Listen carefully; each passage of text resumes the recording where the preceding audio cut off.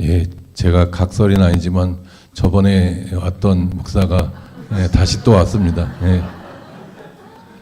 너무 자주 오는 것 같은데 장소가 바뀌었으니까 새로운 걸로 감사합니다. 어떠세요? 여러분도 여기가 장소가 더 좋지 않나요? 음향 시설도 그렇고 훨씬 더 좋은 것 같아요. 그리고 저희도 마포공동체에서 여기서 계속 썼었는데 새로 공사를 하면서 더 좋아진 것 같아요. 여기가 저희보다 훨씬 좋은 것 같습니다. 제가 좋아하는 표현 중에 예수쟁이라는 단어를 저는 참 좋아합니다. 예수에 미쳐 있다는 사람을 예수쟁이라고 놀리는 표현인데, 그게 반대로 생각하면 어떻게 보면 우리 크리스찬이 들을 수 있는 최고의 칭찬이 바로 예수에 미쳐 있다고, 예수를 미치도록 사랑한다는 표현이 가장 좋은 표현 같은데, 영어 표현에도 보면 사랑한다는 표현을 love라는 단어도 있지만 crazy about you라는 단어가 있습니다. 미치도록 사랑한다. 내가 당신을 미치도록 사랑한다. 또 내지는 예수님을 미치도록 사랑한다 할 때 crazy about you, crazy about Jesus Christ 되는데, 누군가를 사랑하면 그만큼 정상적인 생각보다 훨씬 더 미치도록 좋아한다는 표현이죠. 바울은 예수님을 만나고 나서 예수님과 사랑에 빠졌던 것입니다. 그래서 예수 그리스도의 모든 것을 바쳤던 것이죠. 그렇기 때문에 자신이 목수님이 걸린 재판에서도 막 제발 살려달라고, 내지는 자신애가 죄 없음을 막 필사적으로 증언하기보다는 담대하게 복음을 더 전했습니다. 자기가 만난 예수님을 증언했던 것이죠.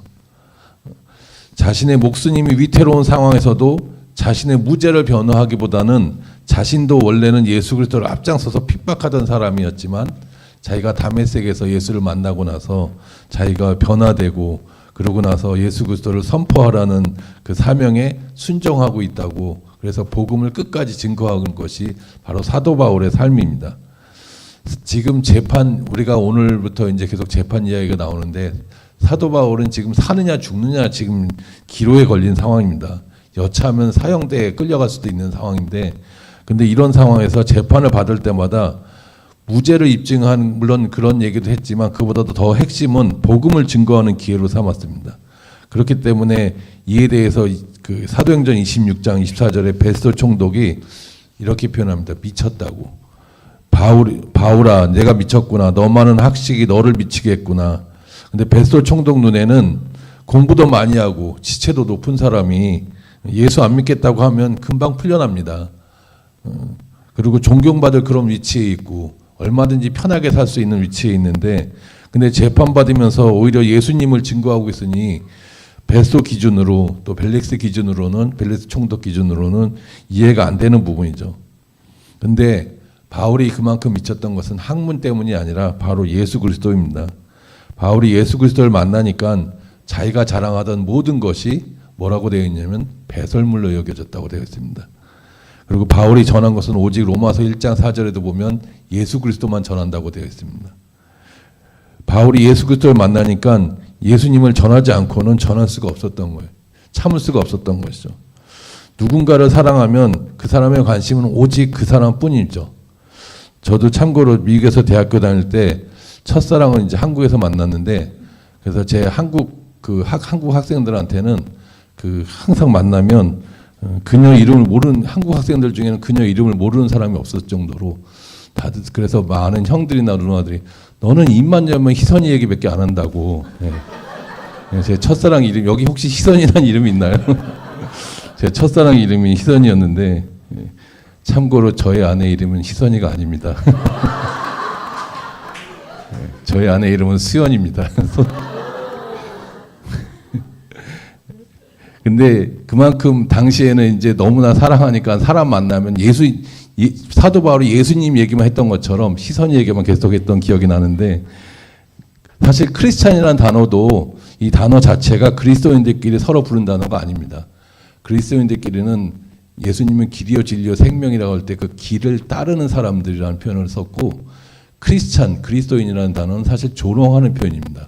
세상 사람들이 그리스도인을 조롱할 때 우리가 지금 예수쟁이 욕하고 개독이라고 욕하듯이, 세상 사람들이 개독이라고 조롱하듯이 조롱하는 단어였었는데, 근데 이런 믿는 그리스도인을 조롱하면서 부른 단어가 그리스도인이었는데 오늘 본문 24장에서도 바울은 믿음을 전염시키는 전염병 같다는 표현을 씁니다. 전염병은 영어로 패스트입니다. 그 패스트는 또 어디에서 영어로 단어가 나오냐면 흑사병 나올 때. 그리고 우리가 잘 알다시피 코로나를 겪고 나서 얼마나 전염병이 무서운지를 너무나 잘 그 경험을 했지 않습니까? 근데 전염병 같다는 그 표현을 듣는데 근데 이게 기독교인 입장에서 아마도 저는 본문을 묵상하면서 사도 바울 입장에서 너는 복음의 전염병 같은 사람이야 이런 소리를 들었을 때 기분이 좋았을 것 같다는 생각이 들었어요. 왜냐하면 그만한 칭찬이 없거든요. 복음을 얼마나 잘 전하면 전염병 같다는 표현까지 쓸 정도로 저와 여러분도 믿음을 전염시키는 전염병 같다는 소리를 세상 사람들로부터 듣기를 축복합니다. 오늘 본문인 사도행전 24장부터 26장까지는 전부 3번의 재판 장면이 나옵니다. 근데 한 번은 이제 24장은 벨릭스 총독, 25장은 베스도 총독, 26장은 아그리빠 왕 이렇게 3번의 재판 장면이 나오는데 근데 24장부터 26장까지 사도행전 읽을 때 제가 권면하는 것은 여러분이 상상을 하면서 읽으세요. 드라마를 본다고 생각을 하시고 드라마 장면을 한번 생각을 해보시고 그래서 그리고 그 주인공으로 재판받고 있는 바울이 여러분이라고 상상을 해보시고 그 24장부터 26장까지 읽으면 훨씬 더 은혜가 될 것입니다. 여러분 드라마 볼 때 어떻게 보나요? 드라마에 몰입해서 보면 주인공에 몰입해서 보잖아요. 그래서 요새 특히 트렌드는 아주머니가 젊은 총각 재벌 2세를 만나는 그 현실에서는 이루어지지 않을 것 같은 것도 드라마에서 많이 나오는데 그 드라마를 몰입해서 보잖아요. 그러듯이 남자 주인공, 여자 주인공에 몰입해서 보면 드라마가 재밌듯이 여러분들도 바울의 입장에서 24장부터 26장까지 앞으로 나올 26장까지를 몰입해서 보면 참 더욱더 은혜가 될 것입니다. 여기 보면 1절에서 5일이 지나자 대제사장 아나니아가 몇몇 장로들과 더들로라는 변호사를 데리고 가이사랴에 내려왔습니다. 그들을 총독 벨릭스 앞에서 바울을 고소했습니다. 혹시 성경책 가지고 계시는 분들은 24장에서 딱 그 세 명의 밑줄을 그으시면 돼요. 바울 그리고 벨릭스 총독 그리고 더들로. 오늘 24장의 장면을 드라마로 얘기한다면 주요 인물은 지금 3명이 나오는 것입니다. 바울과 바울을 변호하고 있는 고소한 더들로 변호사 그리고 재판장인 벨릭스가 나옵니다.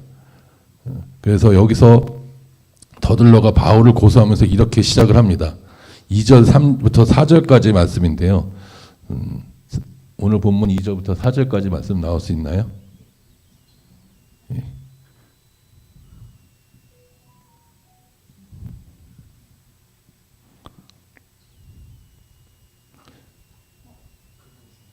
예. 그렇죠. 제가 읽겠습니다. 그럼 바울이 불러 나오자 더들로가 그 사건을 벨릭스 앞에 고소해 말했습니다. 우리는 각하의 다스림 아래서 오랫동안 태평성대를 누리고 있었습니다. 각하의 선견지명은 이 나라의 개혁을 가져다 주셨습니다. 벨릭스 각하, 저희는 언제 어디서나 이것에 대해 깊은 감사를 드리고 있습니다. 이제 더 이상 각하께 폐가 되지 않도록 간단히 말씀드리겠으니 각하께서는 관용을 베푸셔서 저희 말을 들어주시기 바랍니다. 이렇게 되었습니다. 보통 재판정에서 판사에게 뭐라고 하냐면 우리가 그러죠. 존경하는 재판장님 이렇게 표현하잖아요. 근데 제가 볼 때 더들로 변호사는 좀 능력 있는 변호사인 것 같아요. 그래서 아부가 아주 뛰어나요. 소위 말해서 좀 말빨이 있는 변호사인 것 같아요. 그냥 표현하는 게 아니라 오랫동안 태평성대를 누리고 있대요. 사실 태평성대를 누리고 있지 않았거든요. 그리고 벨릭스 총독은 되게 폭력적인 총독이었는데 근데 태평성대를 누리고 있다 그러고 각하의 선견지명이 이 나라의 개혁을 가져다 주셨습니다. 아주 그냥 입 바른 소리를 착 재판장에게 지금 해요. 기분 좋게 시작하기 전에. 그래서 재판장을 기분 좋게 하기 위해서 그리고 언제 어디서나 이것에 대해 깊은 감사를 하고 있다 하고 딱 이렇게 지금 재판장을 기분 좋게 하는 거 보면서 이 더들로 변호사는 소위 말하는 좀 유대인들이 A급 변호사를 데려왔구나 하는 생각이 들었었는데 그러면서 각하께서는 관용을 베푸셔서 저희 말을 들어주십시오 하고 얘기를 합니다. 아주 기분 좋으라고 얘기를 하는데 그러면서 5절에서 바울을 고소하는데 이렇게 고소를 합니다. 저희가 알아보니 이 사람은 전염병 같은 사람입니다. 그래서 온 세상에 퍼져 있는 유대 사람들 가운데 폭동을 일으킨 사람이고 그는 나사렛 이단의 우두머리입니다. 라고 되어 있습니다. 바울이 전염병처럼 악한 영향력을 행사하면서 유대인들을 혼란에 빠뜨린다고 말했습니다. 그러나 우리는 이 말을 하나님 나라 관점에서 보면 너무나 큰 칭찬입니다. 예. 우리는 모두 전염병의 영향력을 너무나 잘 알고 있죠. 코로나를 겪으면서. 전염병이 위험한 이유는 순식간에 그 영향력이 퍼지기 때문입니다. 좋은 의미에서 바울은 그 영향력이 전염병과 같았던 것입니다. 그가 가는 곳마다 순식간에 영향력을 갖고 복음이 전했고 그가 만났던 사람들마다 변화가 일어났다는 것입니다. 마치 코로나 걸린 사람을 만나면 코로나가 들어가듯이 바울을 만나기만 하면 복음이 바울을 통해 들어가는 것입니다. 그래서 유대인들을 다 소요하게 했다고 했는데 폭동이 일어났다고 되어 있는데 개역개정에 소요하다고 표현되어 있는데 여기에 보면 여럿이 떠들썩하게 들고 일어나다는 뜻입니다. 그렇습니다. 바울이 가는 곳마다 기도하는 사람들이 떠들썩하게 일어나고 변화가 일어나는 것이죠. 그리고 대제사장들과 장로들과 도들로의 고발에 대해 바울은 총독 벨릭스 앞에서 오늘 본문 10절부터 13절까지 자신을 변호했습니다. 어떻게 변호했냐면 10절부터 13절에 그 벨릭스 앞에서 그들이 말한 것이 사실과 다르다는 것을 말하는데 자신은 예루살렘에 온 지 열 이틀밖에 되지 않았으며 성전에서 누구와 변론하고 무리를 소동케 한 일이 없었고 또한 자신은 단지 구제금을 가지고 온 것뿐이며 소동을 일으킬 만한 어떤 모임도 폭동은커녕 소동을 일으킬 만한 어떤 모임도 열지 않았으며 단지 율법에 따라 결례를 행한 것밖에 없다고 이야기했습니다. 그러니까 이들이 말한 것이 그 더들로 변호사가 말한 것이 모두 근거가 없는 거란 것이 주장입니다. 바울은 아닌 것은 아니라고 딱 잘라 말하는데 반면에 자기가 한 것은 했다고 얘기를 합니다. 그는 세 가지를 인정하는데 나는 내 조상의 하나님을 믿는다. 그리고 나는 율법과 선지자의 글, 다시 말하면 구약의 성경을 믿는다. 그리고 세 번째 나는 의인과 악인이 부활할 것을 믿는다. 이렇게 되었습니다. 그는 이렇게 분명히 선언한 것이죠. 본문 14절부터 15절 말씀.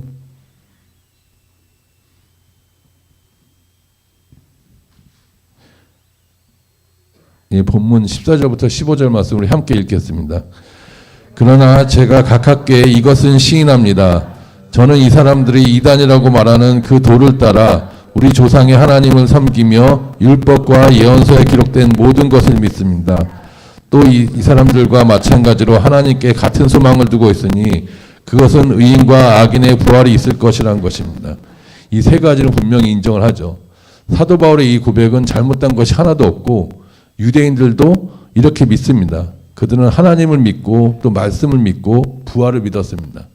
따라서 이것은 죄목이 될 수 없었죠. 바울이 이렇게 말하였지만 대제사장 아나니와 장로들 그리고 변호사 더들로는 이 반박에 아무 말도 하지 못했다고 되어 있습니다. 왜냐하면 바울의 말처럼 바울에게는 아무런 혐의가 없기 때문입니다. 그리고 그렇게 재판이 마쳐집니다. 그런데 놀라운 일은 그 뒤에 일어났습니다. 그 뒤에 수일 후에 벨릭스가 그의 아내 유대 여자 드루실라와 함께 바울을 따로 불러내어서 복음의 이야기를 듣는 것이었습니다. 그들은 이미 복음에 대해 알고 있었습니다. 바울을 불러내어 그 이야기를 들은 것은 그들에게 호기심이 있었다는 것입니다. 그들 앞에서 의와 절제와 장차 오는 심판을 강론하고 그 이야기를 들은 벨릭스는 두려워했다고 되어 있습니다. 두려워했다는 것이 무엇인가요? 그거는 마음에 찔림이 있다는 것이죠. 말씀을 들으면서 자신의 죄가 깨달아졌기에 죽음과 심판에 대한 믿음이 생기고 두려움이 임한 것입니다. 여러분, 전염병의 특징이 무엇인가요? 전염병은 급격하게 퍼진다는 것이죠. 우리가 코로나 때 너무나 잘 겪었는데 지금도 그렇지만 당시의 전염병은 두려움과 공포의 대상이었습니다. 그래서 실제로 초대교회 믿는 자들이 넘쳐났습니다. 베드로가 말씀 전했을 때 3,000명, 5,000명씩 회개하고 돌이켰습니다. 그리고 자료에 따르면 AD 80년경에 즉 오순절 마가의 다락방에서 성령 강림이 있은 지 50년이 지난 시점에 로마 제국 안에 기독교인이 50년 안에 14만 명이 이르렀다고 기록되어 있습니다. 그리고 주후 112년 지방장관이었던 소폴로니의 편지에는 이런 글귀가 적혀 있다고 합니다. 그 미신은 도시뿐 아니라 소읍과 시골까지 전염시켰다고. 그 결과 콘스탄틴의 통치가 시작될 때인 306년경에는 로마 전역의 기독교인이 300에서 400만 명이 되었다고 합니다. 말 그대로 전염병처럼 엄청난 속도로 예수님을 믿는 이들이 증가하고 있었습니다. 이렇기 때문에 저는 복음이 매우 위험하다고 생각합니다. 왜냐하면 복음은 사람을 변화시키는 능력이 있기 때문입니다. 복음에 부딪히고 아무 일도 없는 사람이 없습니다. 그리고 복음을 만나면 그의 인생이 송두리째 바뀝니다. 저도 여기서도 그 간증한 것 같지만 예수전도단에서 들어가서 이제 예수님을 만나고 나서 제 삶이 변화됐죠. 그래서 초신자였던 제가 지금 이렇게 여러분 앞에서 목회자로 그 말씀을 전하고 있는데, 근데 그 시작이 거기서 먼저 복음을 받은 그 같은 동기 지원자들이 저에게 계속 복음을 전하고 또 저도 계속 물어보면서 그 선한 영향력이 제가 받았던 것이죠. 그렇기 때문에 그 복음이 저에게 전염된 것이죠. 또 제가 또 여러분에게 지금 전염시키려고 이 자리에 나와 있습니다. 근데 육체적인 전염병은 아무리 강력해도 복음의 능력보다 강하지 않습니다. 육체적 전염병은 죽음을 가져오나 복음은 생명을 다시 허락해 줍니다. 전염병은 마지막 때에도 계속 있을 것이고 우리를 위협하고 또 위협할 것이지만 그러나 전염병의 유행은 또 어느 순간 분명히 끝납니다. 우리에게 왔었던 몇 번의 전염병도 마찬가지로 종료가 되었고 다른 형태로 나올 것이라도 그것도 영원하지는 않습니다. 그러나 복음은 영원합니다. 그리스도의 사랑은 영원합니다. 하나님의 나라는 영원합니다. 그렇기에 복음은 강력한 것입니다. 바울을 전염병이라고 그들은 말합니다. 그 의미가 무엇일까요? 다시 생각해 보면 바울이 그만큼 무서웠던 것입니다. 전염률이 높았기 때문이죠. 마치 코로나처럼 옆에 있기만 했는데 옮기는 무서운 전염률이었던 것이죠.